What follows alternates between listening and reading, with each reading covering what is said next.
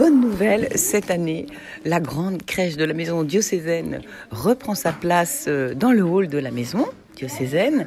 C'est un peu la même et un peu une autre. Donc c'est Marie-Hélène Guillère qui l'a réalisée avec toute une équipe de petites mains très dévouées. Elle est plus large, plus profonde et comme l'année dernière, la crèche s'est surtout illustrée depuis le début avec Noé jusqu'à la naissance du Christ. Alors Noé, c'est le nouveau tableau de cette année. L'année dernière, on commençait par Abraham, Sarah et la visite des anges. Ça commençait comme ça, comme dans beaucoup de religions. Les juifs en parlent, les musulmans en parlent.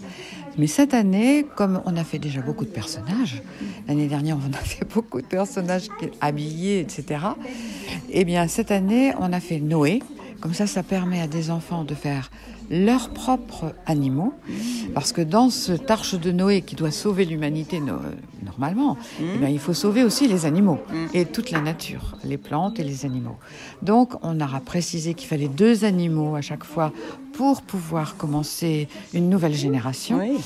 Donc, ils ont essayé de le faire, pas toujours, mais bon, ils ont fait comme ils pouvaient. Ils ont beaucoup d'imagination. Ils ont inventé des animaux qui n'existent pas. Oui, parce que vous avez fait travailler les enfants cette année, les écoles. Oui. Mais l'année dernière aussi, oui. Mais ils les avaient habillés. Tandis que cette année, ils ont fait des animaux pour l'arche de Noé. Et on a agrandi, notamment, on a agrandi en faisant une annonciation. Alors que l'année dernière, c'était une petite annonciation toute rikiki. Mais cette fois-ci, on s'est inspiré de tableaux de Fra Angelico, l'annonciation. Et alors, on n'a pas trop d'idées pour l'année prochaine, parce que chaque chose en son temps. Mais il y a une petite fille qui me dit, comment il n'y a pas la visitation ? Ah bon.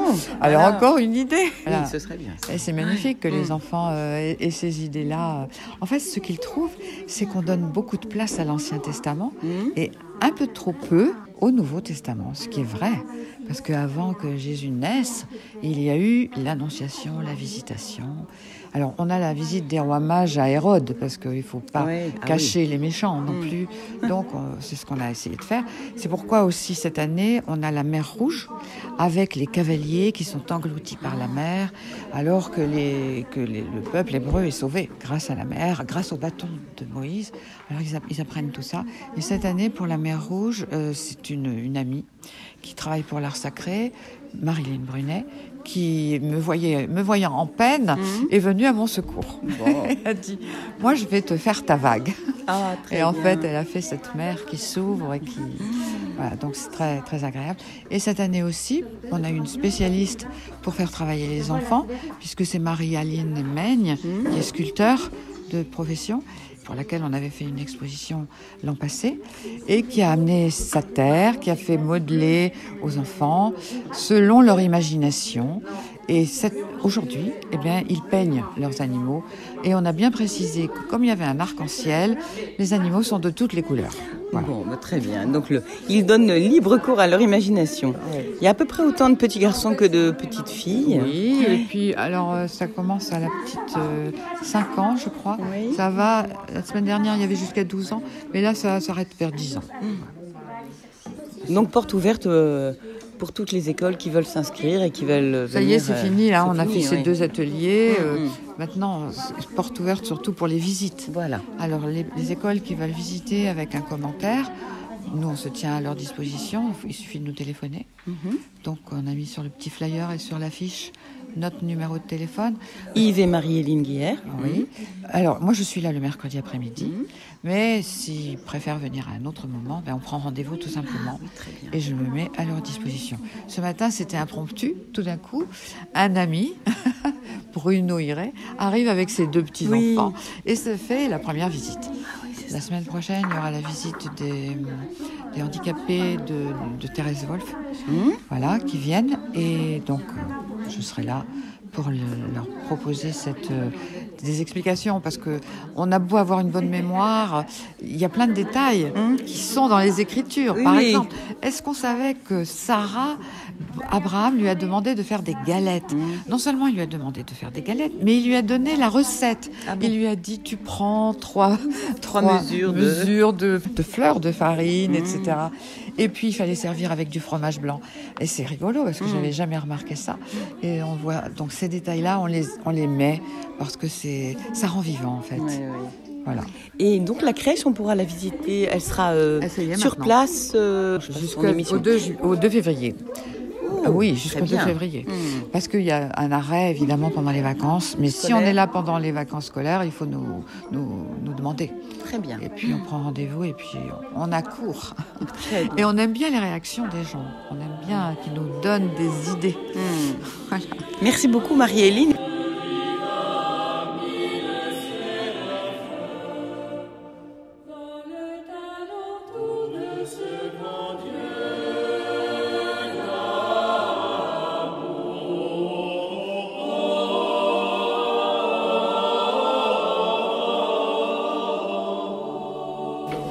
Par exemple, qu'est-ce que vous êtes en train de faire? Qu'est-ce que vous avez fait comme animaux? Moi, j'ai fait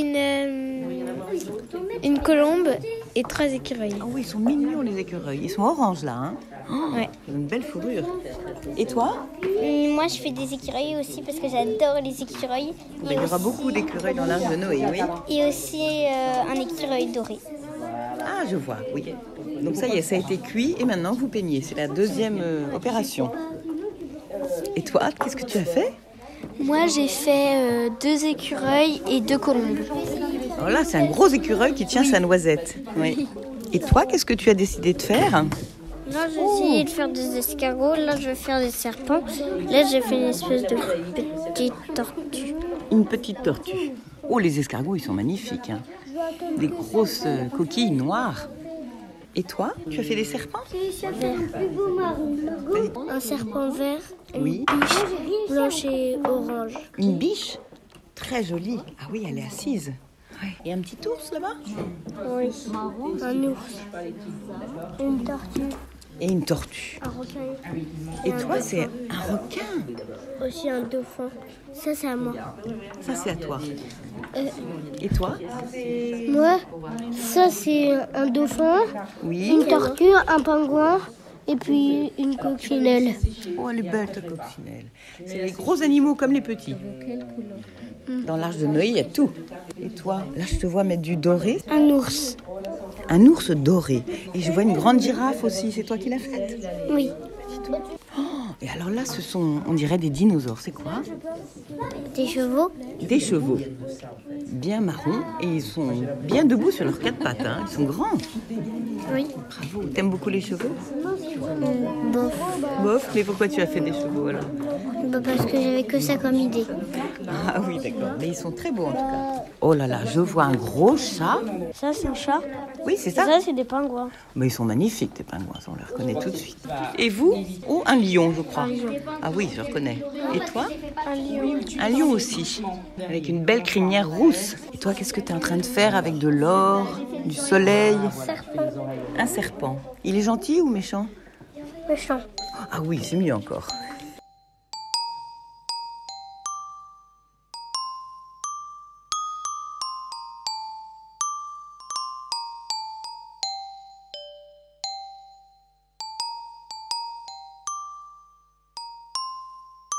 Marie-Aline, vous avez donc accepté de faire profiter de vos talents tous les enfants, vos talents de sculpteur, de sculptrice. Donc ils ont tous modelé en argile blanche. Vous avez cuit Exactement. et ensuite ils peignent. Voilà, c'était un gros stress pour moi avec toutes ces œuvres d'art magnifiques, délicates, de les déplacer, faire sécher, mettre à cuire. Et j'ai eu un petit peu de casse, mais on est en train de réparer. Mais ouais, la poésie des enfants, c'est incroyable. Voilà, c'est toujours très très beau de les faire travailler. Et la terre, ça libère souvent plein de créativité. Oui, mais alors il y aura combien d'animaux autour de la Alors, l'arche? j'avoue que j'ai pas pris le temps de compter. Il y a certaines variétés qui seront assez bien Oui, représentées. j'ai remarqué. Ouais. Il y en a pas mal. Hein. Il y en a une cinquantaine. Peut-être une cinquantaine, oui. Ouais, ouais. Bon, mais j'invite vraiment tous les auditeurs à venir admirer cette œuvre d'art. Et vous avez des petites mains avec vous. Vous êtes combien alors? Il y a... Alors là, on doit être 6. Il y a Lilith, il y a Muriel, Il y a Marie-Héline, il y a Gabrielle et Anne. Voilà. Ça fait une belle équipe. Un bel encadrement en tout cas. Hein, voilà. Et pour la partie modelage, c'était pas exactement la même équipe, mais presque. Voilà. C'est un beau moment. Vous, Gabrielle, par exemple, vous donnez un coup de main. Quel environnement, vous qui travaillez à la bibliothèque diocésaine, là, il n'y a que des enfants. Voilà, donc c'est des enfants qu'on retrouve, qui viennent régulièrement aussi aux Heures des Belles Histoires, organisées par la bibliothèque. Et donc là, c'est très beau, on les voit dans un autre contexte, on les voit dans un atelier manuel pour faire des santons. Et on est toujours heureux de les retrouver. Ouais. Merci, Gabrielle. Et vous, est-ce que vous auriez quelques commentaires à faire? Voir les enfants peindre et puis toute la bonne volonté qu'ils mettent, quoi, c'est génial. Ouais. Ils sont passionnés, quoi. Et on sent qu'ils sont heureux. Hein. Ah oui, et puis ils sont vachement calmes. Tant mieux. Voilà. Anne. Ouais, mon ressenti, je trouve que les enfants prennent vraiment plaisir. Et je trouve que c'est bien de leur faire confiance. Ça fait un petit peu de saleté, de patouille, mais c'est beaucoup de créativité et beaucoup de bonheur. Voilà. Et pour moi, c'est un plaisir d'être avec les enfants. Oui. Merci beaucoup pour tous vos commentaires. Bravo à Marie-Héline et son équipe. Je rappelle donc les horaires de la crèche de 100 personnages de l'Arche de Noé à la Nativité, avec des visites commentées, entre 14h30 et 17h30 à la maison diocésaine 10 rue d'Avenières, à Laval. Les 11 et 18 décembre, visites commentées, entre 14h30 et 17h30. Et chaque mercredi du mois de janvier, visite commentée également entre 14h30 et 17h30. Sinon, vous pouvez prendre rendez-vous pour vous y rendre en famille ou avec des amis ou avec des enfants ou des petits-enfants en téléphonant au 06 09 28 13 66. Et la crèche durera jusqu'au 2 février. Et sinon, n'hésitez pas à venir découvrir cette belle crèche biblique en visite libre aux jours et horaires d'ouverture de la maison diocésaine 10 rue d'Avenières à Laval, du lundi au jeudi de 9h à 12h15, de 14h à 17h30 et le vendredi matin. Bonne visite.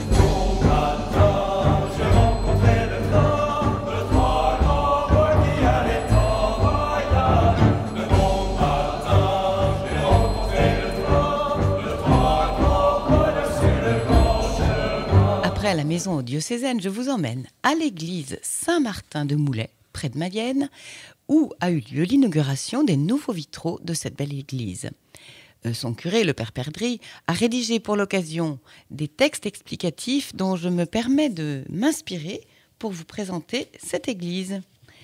Saint-Martin de Moulay est l'église la plus ancienne connue dans le Maine si l'on exclut les bâtiments antiques réutilisés. Elle est liée à un habitat réimplanté à la même époque sur un oppidum gaulois et un cimetière. Elle comporte quelques architectures pré-romanes et des sarcophages en calcaire coquillier qui ont été retrouvés dans le cimetière attenant. Donc cette église est dédiée à Saint-Martin et elle est mentionnée comme appartenant aux bénédictins d'Évron avant 1125. Il y a eu des restaurations extérieures de 1877 à 1882 et en 1884, l'édification de la tour en granit et du clocher en charpenterie. À l'intérieur, la chapelle de Sainte-Anne date de 1659. C'est le lieu de sépulture des seigneurs de Bamont. La chapelle de la Vierge a été bénite en 1702. Le retable de la chapelle méridionale date de 1731. Et l'église contient des statues anciennes de Saint-Martin, Saint-Mandé, Saint-Julien, Saint-François et Sainte-Barbe. Je peux vous décrire les vitraux du transept qui viennent d'être posés, qui sont des vitraux de récupération datant du 19e siècle et qui ont été adaptés avec soin par les verriers. Dans la baie sud, c'est-à-dire à droite quand on rentre, il y a Jésus enfant sous le regard attendri de sa mère, le regard vigilant de Joseph dans son atelier. Ensuite, Jésus adulte qui inaugure son ministère public, les noces de Cana.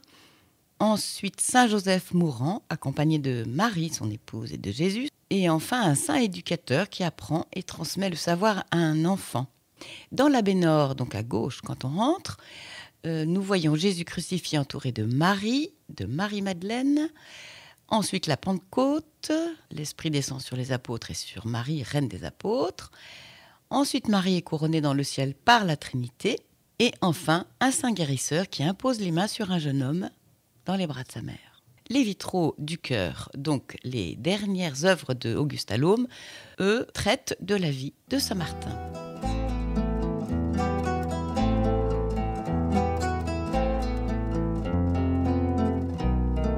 Alors me voici dans l'église Saint-Martin de Moulay pour l'inauguration de la réfection des vitraux. C'est une drôle d'histoire parce qu'il y a des vitraux qui ont été achetés à l'extérieur et reposés dans le transept. Et les 3 vitraux du fond de l'église, du chœur, sont les derniers vitraux d'Allôme. Alors je suis avec Madame Paris qui s'occupe bien de son église. Vous êtes de Moulay, bien sûr. Bonjour. Oui, bonjour. Vous avez trouvé ces vitraux sur le Bon Coin, paraît-il ? Oui, il y a 5 ans, quand j'ai commencé à œuvrer dans l'église pour la remettre en état, il m'a pris l'envie d'aller sur le Bon Coin, d'aller chercher des vitraux, parce que tous les vitraux de l'église étaient cassés, tous détériorés, il y avait des planches, il y avait c'était fermé avec des PVC, quoi, plastique. Les oiseaux avaient investi les lieux.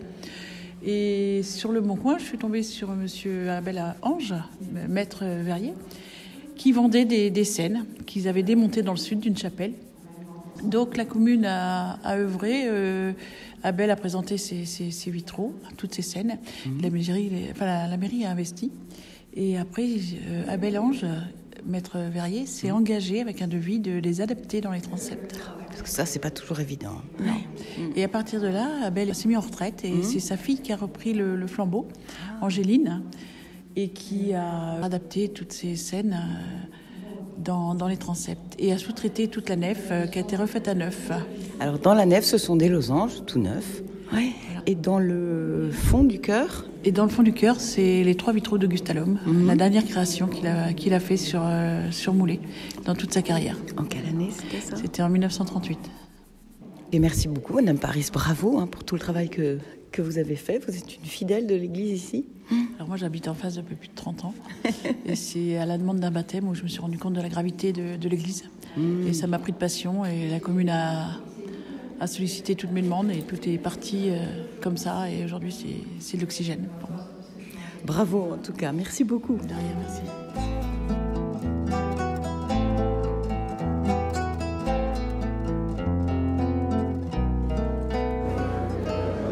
Et comme vous pouvez l'entendre, les paroissiens et les habitants de Moulay sont venus nombreux pour cette inauguration. Madame Doineau est donc là aussi. Je suis ravie d'assister à cette inauguration parce que je suis venue pendant les travaux qui ont eu lieu pendant l'été pour la restauration des vitraux. J'avais eu l'occasion de travailler avec presque l'artiste, artiste, oui. Cette jeune femme qui était, elle était accompagnée d'ailleurs d'une autre jeune femme. C'était vraiment un travail, mais des métiers d'art. Hein, oui. Et donc, ce travail sur la lumière, le passage de la lumière dans le vitrail et l'éclairage d'une église, il y avait quelque chose qui était de l'ordre de l'émotion forte. Et c'est pour ça que ce soir, je voulais être aux côtés du maire et de tous ceux qui vont s'associer à cette cérémonie, parce que vraiment, c'est important dans un village, justement, de soigner son église, parce que c'est le cœur du village, et en tout cas d'y faire des travaux qui permettent de voir les belles choses que l'on a du passé, mais qui sont tellement vivantes au cœur de nos villages. Merci beaucoup.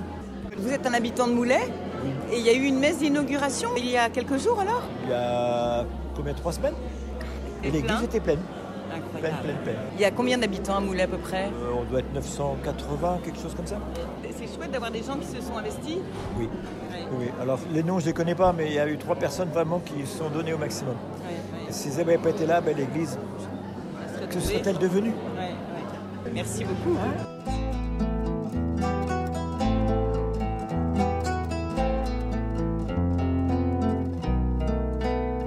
Monsieur le maire Éric Bordelais a pris la parole pour remercier tous les acteurs de ce projet, Florence Paris bien sûr, le délégué régional, monsieur le sous-préfet, madame la sénatrice Elisabeth Doineau.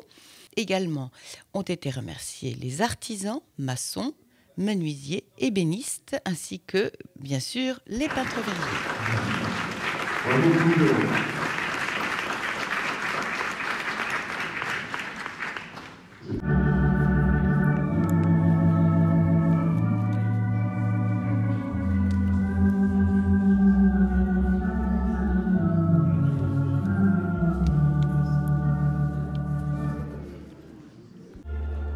êtes Angéline Clermont, donc maître verrière, a dit Madame la sénatrice. Racontez un petit peu cette aventure. Vous avez adapté à des baies, des vitraux. Oui, tout à fait. Ce sont donc des vitraux qui proviennent d'une autre chapelle, une chapelle qui avait été détruite, que mon père avait acheté à l'époque, avant la destruction de la chapelle, que j'ai dans la région de Montpellier, oui. Et ces vitraux donc ont été adaptés pour être placés dans les transepts de l'église de Moulay. On a associé certaines scènes entre elles sur les conseils du père Perdry. Voilà, les quadrilobes qui se trouvent au-dessus du transept proviennent de l'église de Moulay et ont été restaurés. Et les vitraux de la nef, y compris la rosace de la porte d'entrée, sont des créations de l'atelier Aurélie Dupin et Clotilde Gontel. Voilà, avec qui j'ai travaillé. À Montpellier aussi. Elles sont au Vigan. Leur atelier est au Vigan. Et mon atelier est à Montpellier. Très bien. Voilà. Et donc, on a travaillé toutes les trois de manière alternée sur cette église. C'est pas évident de recouper quelquefois des pièces pour qu'elles puissent rentrer dans une baie. Oui. C'est pas facile. Oui, tout à fait. Le travail d'adaptation a été assez compliqué parce que les dimensions n'étaient pas du tout les bonnes.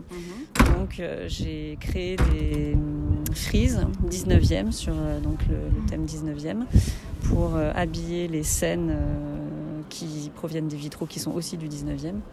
Et je les ai adaptés à la forme des transepts. Bravo, c'est un très, très beau travail. Merci beaucoup en tout cas. Avec plaisir, merci. Monsieur le maire, 2 petits mots. Je suis très très content de tout ce qui a été fait comme travaux. Vous avez vu les maîtres verriers, puisqu'on ne peut pas dire en féminin. Non, je suis très content que le projet soit arrivé au bout. J'y croyais pas vraiment au départ. Très honnêtement, je me disais on va jamais y arriver financièrement et tout ça. Et en fin de compte, on s'en sort très très bien. Mais je crois qu'on a bien fait de le faire maintenant. J'ai peur que, même si le conseiller régional nous a un peu rassurés, mais j'y crois pas trop. Mais voilà, je suis vraiment... C'était 80 000 € et la commune a réglé 20%. Ouais, 20%. C'est ça, 17 000 exactement. Et la région a participé, le département et l'État. Et l'État pour 80% à eux 3. Magnifique. Très très bien. Mais c'est chouette d'avoir pu entraîner tout votre conseil municipal. Oui, c'est ça. Ouais. Au début, c'était un peu réticent. Et puis, en fin de compte, quand on a bien fait les dossiers de subvention, on a vu que ça marchait. Il y avait quelqu'un à l'époque au département qui nous suivait beaucoup et qui est parti à la région maintenant. Mais c'est lui aussi qui nous a un peu entraînés dans tout ça. Avec Florence, parce que Florence, elle nous a...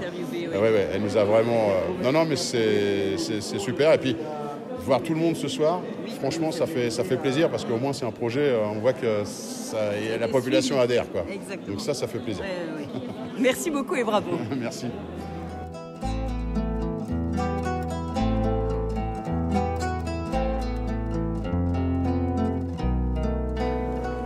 Alors, Père Perdry, bien sûr, vous êtes le doyen Je suis le curé de cette paroisse de Mayenne-Moulay. Une paroisse originale avec une ville de 13 500 habitants et puis un village de plus de 1000 habitants. Donc à la fois une ville et puis une petite bourgade. Ah oui, c'est ça, Mayenne-Moulay. Mayenne-Moulay. Bon, vous devez être heureux de voir...